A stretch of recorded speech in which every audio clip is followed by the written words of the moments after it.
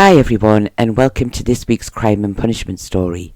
This week I am covering the strange story of Agnes Anderton and the murder of Margaret Hughes, which took place in the Bigg Market area of Newcastle Upon Tyne in 1886.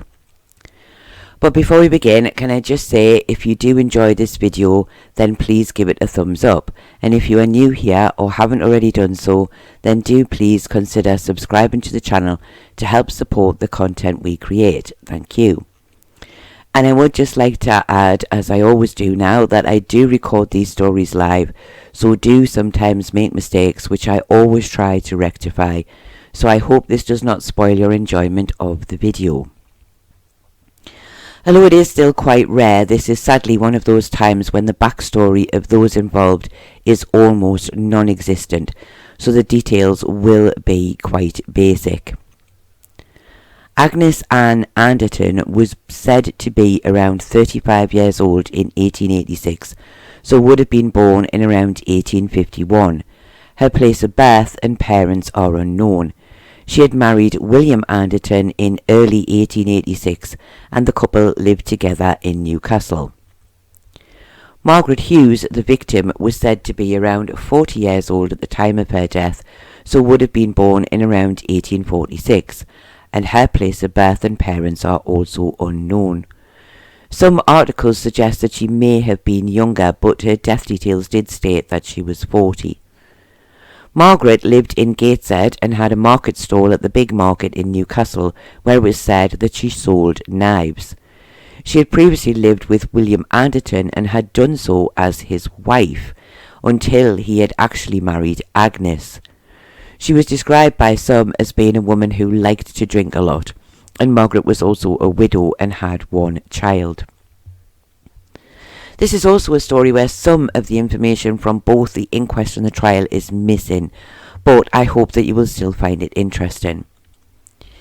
In the early evening of March the 27th, 1886, Margaret Hughes was busy closing up her stall at the Bigg Market when Agnes Anderton rushed at her and attacked her, striking out at her several times. The two women fell to the ground and continued to fight until a man named James Jenkins tried to get between them. He lifted Margaret onto her feet, but Agnes struck out at her again, and this time James pulled her away, and by now a policeman had arrived and he took hold of Agnes and stopped the fight. 4 men carried Margaret to the police station, where she was examined by a doctor and sent home. But it was quickly decided that she was too ill to stay there, and she was taken to the Royal Infirmary at Forthbanks. And it was here that she died some days later on April the 18th, 1886, as a result of infected wounds. Agnes, who had previously been charged with cutting and wounding Margaret, was then charged with her willful murder. I would just like to add that prior to her death, Margaret was able to attend the first police court hearing at Newcastle, where she appeared with bandages round her head and gave a very brief statement about what had happened on March the 27th. After her death, the inquest was held at the Durham Ox Inn at Newcastle on April the 21st before Coroner Hoyle. Alice Ward of Gateshead said she had identified the body as being that of Margaret Hughes, a widow who was a hawker. She said on the night of the crime she had gone to the police station where she had seen Margaret, who at the time had bandages on her head. She had returned home with Margaret. However, by Monday it was felt she was too ill to stay at home, and she was sent to the infirmary at Newcastle. She said that Agnes had been jealous of Margaret, and the two women had had many arguments in the past. She said Agnes had married William in February of that year, and after this Margaret had moved out of the home as Agnes did not want her there. Evidence was given in the form of a statement that was read out to the jury. It had been taken from Margaret Hughes in the weeks before her death. She stated that she was a widow living at Gateshead and had a stall at the Bigg Market. She said on March the 27th she was packing up her things to go home when Agnes rushed at her, hitting her on the head with something sharp, and her head immediately began to bleed. She did not seem to know what she had been hit with, and she continued by saying that after this they had both fallen to the ground. Agnes said she struck out at her several more times and tried to bite her fingers. She also tried to pull out her hair, but James Jenkins had helped her to get free of Agnes. She said a policeman then came and took her to the police station where she was examined by a doctor. She was at first sent home, but she said a short time after this she was sent to the infirmary. She stated that she had previously lived with Agnes's husband William, and they had lived together as man and wife, but when Agnes moved in, William had married Agnes and she had forced her to leave the house. She said she had not been on good terms with Agnes, who had attacked her just a week earlier when she claimed Agnes had hit her with a boot. She said it had been previously suggested that she had threatened the life of both Agnes and William, but she said this was not true. But she said she had been to their house and broken some windows. She had done this because William's son was always trying to attack her whenever he saw her. She had been questioned and had stated that she denied ever having struck Agnes with a screwdriver, and she said she'd never assaulted her at all. But she had tried to take William's son to court for attacking her. James Jenkins said he had been in the Bigg Market on the night in question and was helping Margaret to pack up her stall when he said he saw Agnes run up to her. He said she took Margaret by the throat and said, "I have got you now," and she then struck her on the head. He did not see what with, but saw that her head was bleeding. He said both women fell to the ground and continued to fight. He said he then tried to get between them and pick Margaret up, but Agnes struck out at her several more times before he was finally able to pull her away and hand her over to a policeman who had arrived at the scene. He stated that Margaret's face was covered in blood, so much so that he could barely see her face, and after the fight he said that Margaret was carried to the police station where she was seen by a doctor. When asked, he said he believed that Margaret had been sober at the time of the attack, but he could not tell if Agnes was sober or not. Nicholas Dunn said he lived in Puddinchar and had been in the area of the Bigg Market when the fight had broken out. He said he saw Agnes strike Margaret with a knife, but he could not be sure if the knife produced at the inquest was the same one he had seen in her hand. He believed that Agnes had struck the first blow. P.C. Boyd said he had been on duty in the Bigg Market on the night of the crime. He had heard quite a lot of noise, and on getting closer he saw a crowd around two women. He said he had taken Agnes into his custody, and on the way to the police station a man had handed him a knife, saying it had been found at the scene of the fight. P.C. Boyd said the knife was wet with blood. He did not know the name of the man who had handed him the knife. And he said when he charged Agnes with cutting and wounding Margaret Hughes, she had made no reply. She had been allowed out on bail, but when Margaret Hughes died, Agnes had been charged with her wilful murder and taken to prison. Dr. Baumgartner said he had examined Margaret Hughes at the police station. He said she had many wounds, including 3 at the front of her head, 1 on top, 1 at the back, and 1 on either side of her face. He believed that these had been caused by a knife, and the one produced at the inquest could easily have caused such wounds.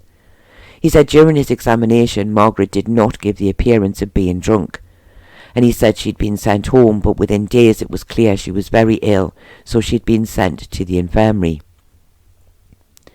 Dr. Bramwell said he was the house surgeon at the Royal Infirmary, and he had taken care of Margaret Hughes when she had been admitted. He also confirmed that she had several stab wounds to her head and face.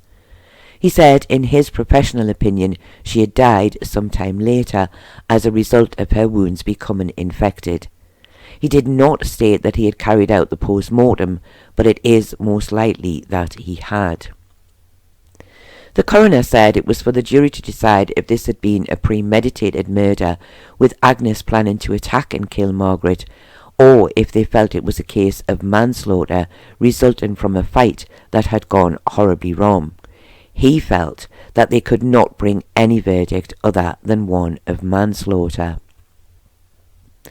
The jury retired for only a few moments before returning a verdict of guilty of manslaughter against Agnes Anderton, and she was committed for trial. I did not find any details of a funeral for Margaret.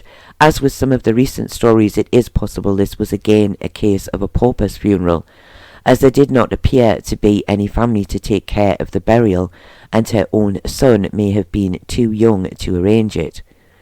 I did not find any evidence of a headstone for Margaret anywhere in the area, and unfortunately I was also unable to find out what happened to her son after her death, as he was unnamed, so it was impossible to find anything about him, but it is sadly possible that if no family came forward, he may have ended up in the workhouse.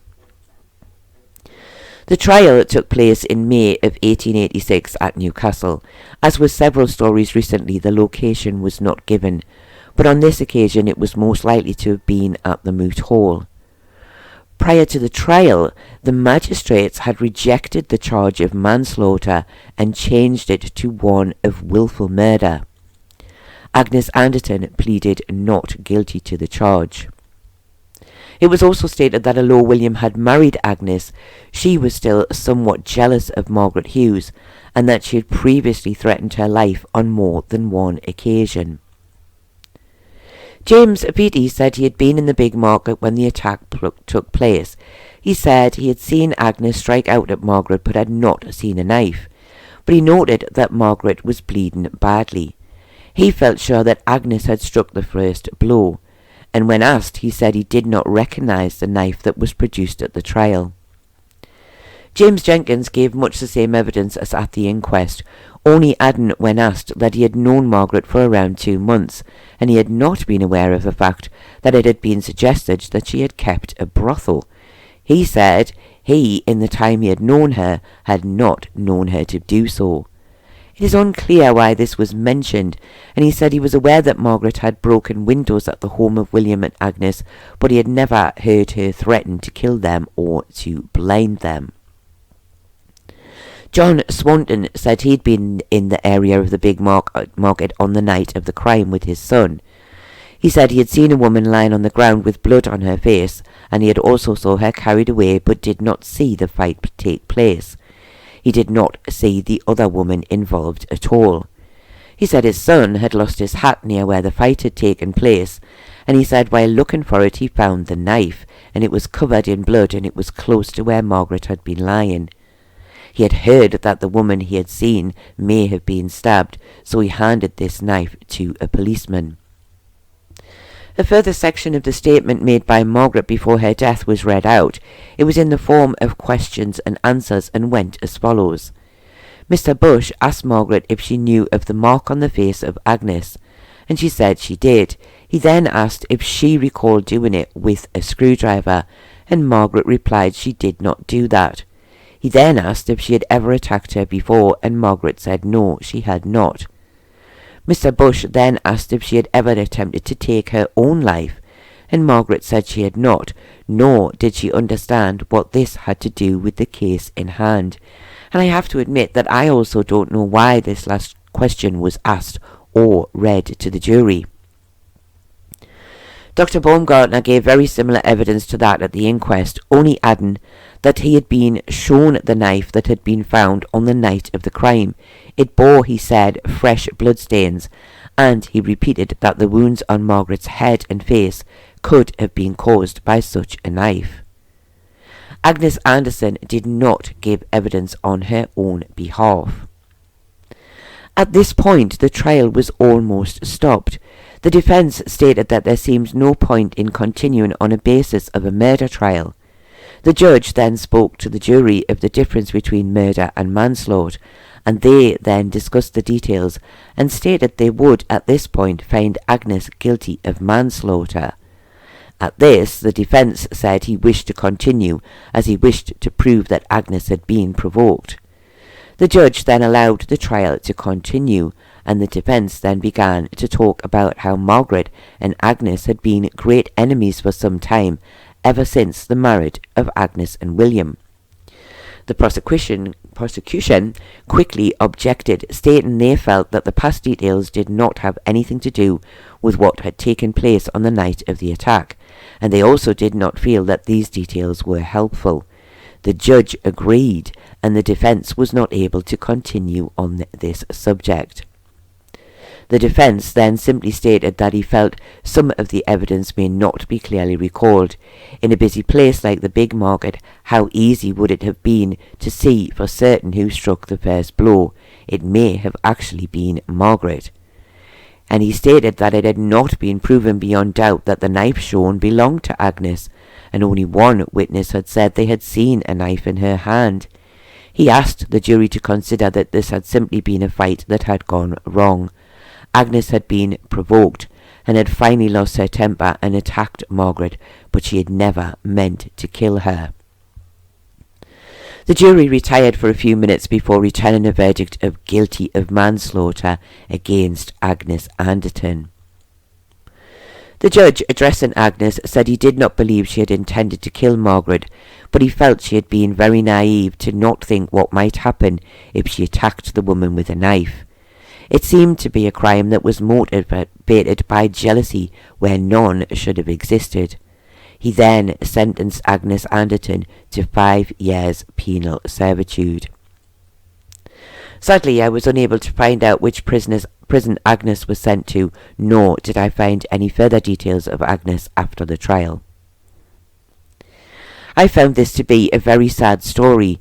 If we are to believe that Margaret once lived as the wife of William, although they were never officially married, and was then rejected suddenly when Agnes moved in, then it's fair to say that she would have reason to dislike Agnes.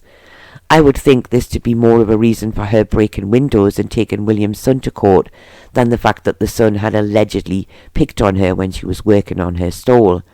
But whether she ever threatened to do worse to Agnes and William is something that was never proven. But it feels that she, not Agnes, had reason to feel jealous and angry.